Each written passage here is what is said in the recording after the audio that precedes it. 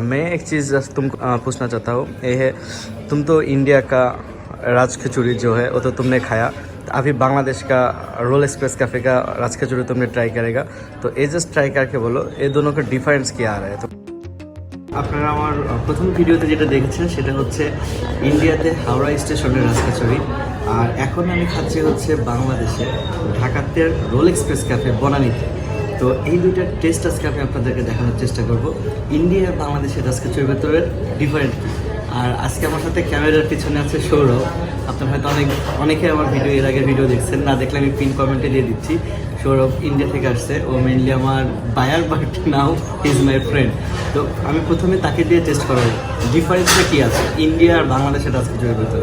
तो चलो टेस्ट करें।